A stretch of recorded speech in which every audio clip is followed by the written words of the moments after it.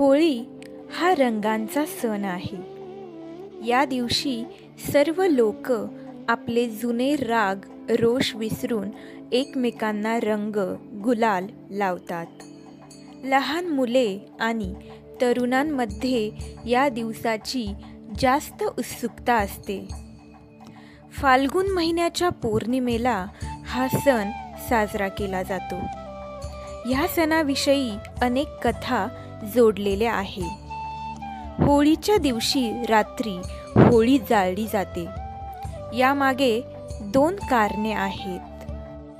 होळी साजरी करण्याचे पौराणिक आणि वैज्ञानिक कारणे जाणून घेऊया. होळी साजरी करण्यामागची पौराणिक कथा. राजा हिरण्यकश्यप हा स्वतःला देव समजत असे, पण त्याचा मुलगा प्रल्हाद हा विष्णू भक्त होता. राजाने भक्त प्रल्हादला विष्णू भक्ती करण्यापासून थांबवण्याचा प्रयत्न केला, पण प्रल्हादने नकार दिल्यानंतर राजाने त्याला मारण्याचा प्रयत्न केला. शेवटी राजाने प्रल्हादला मारण्यासाठी बहीण होळिकाची मदत घेतली. होळिकाला अग्नीत न जळण्याचे वरदान प्राप्त होते.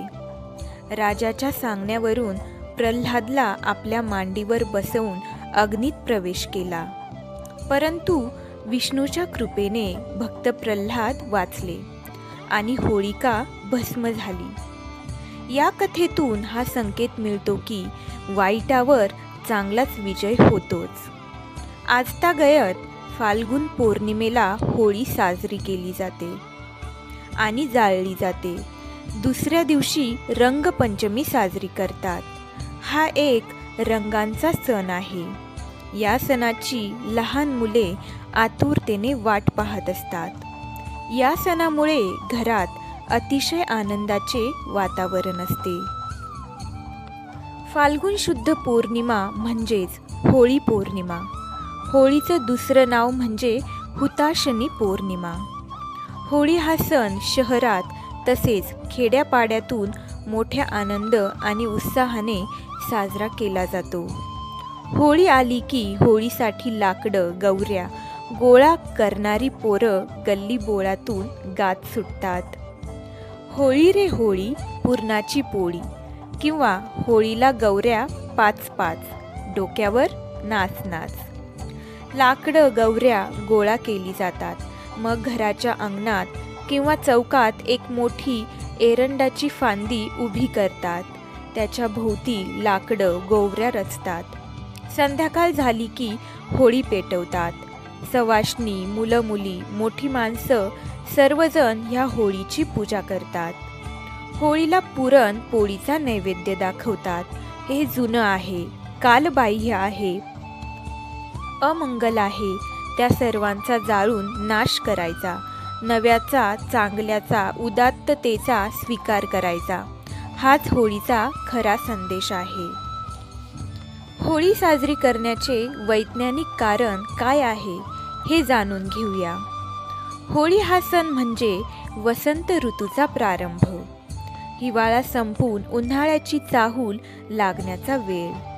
निसर्गाचे चक्र शांततेकडून दाहकतेकडे जाण्याचा काळ. थंडीच्या दिवसात आपले शरीर हे सुस्त झालेले असते. यामुळे शारीरिक थकवा आल्यासारखे वाटत असते. वसंत ऋतूमुळे वातावरणात हळूहळू उष्णता वाढण्यास सुरुवात होते. होळी दहनामुळे प्रज्वलित झालेला अग्नी माणसाच्या शरीराला उष्णता प्रदान करत असतो. थंडीमुळे सुस्त झालेल्या शरीराला ऊर्जा मिळण्यास मदत होते. निसर्गातील हा बदल माणसाने स्वीकारावा, यासाठी होळी साजरी केली जाते. आता मी तुम्हाला होलिका दहनाचा पूजाविधी थोडक्यात सांगते. होलिका दहन करण्यापूर्वी तिचे पूजन करण्यात येते. होलिकेजवळ जाऊन पूर्व किंवा उत्तरेकडे मुख करून बसून पूजा करण्यात येते. होलिकेस 4ही बाजूने 3 किंवा 7 फेर करून कच्च्या धाग्याने बांधण्यात येते. शुद्ध पाणी व अन्य पूजा साहित्य एक एक करून होलिकेस समर्पित करण्यात येते. पूजेनंतर एक कलश पाणी, अक्षदा, गंध, पुष्प, गूळ, साबुदाणा, हळद, मूग, बताशे, गुलाल, नारळ, पुरणपोळी इत्यादींची आहुती देण्यात येते. नवीन धाग्याचा अंश जसे गहू, चणे इत्यादींच्या लोंबी यांचीही आहुती देण्यात येते. होलिकेची पूजा केल्यानंतर तिचे दहन केले जाते. होलिका दहन नेहमी भद्रेनंतरच करावे. चतुर्दशी किंवा प्रतिपदा तिथी असताना होलिका दहन करण्यात येत नाही. सूर्यास्तापूर्वी सुद्धा होलिका दहन करू नये. होलिकेच्या अग्नीत भाजले गेलेले पदार्थ खाल्ल्याने व्यक्ती निरोगी राहते. होळीतून निर्माण झालेली राख दुसऱ्या दिवशी सकाळी घरी आणल्यास घरातील नकारात्मक शक्तींचा नायनाट होतो, अशी मान्यता आहे. तर अशा प्रकारे मी तुम्हाला होलिका सणाचे महत्त्व, पौराणिक कथा आणि वैज्ञानिक कथा तसेच होलीचे पूजा विधी हे सर्व सांगितले आहे. अपेक्षा करते की ही माहिती तुमच्यासाठी पुरेशी असेल. अशाच नवनवीन माहितीकरिता स्पिरिच्युअल विस्डम या यूट्यूब चॅनलला सबस्क्राईब करा. भेटूया नेक्स्ट व्हिडिओमध्ये.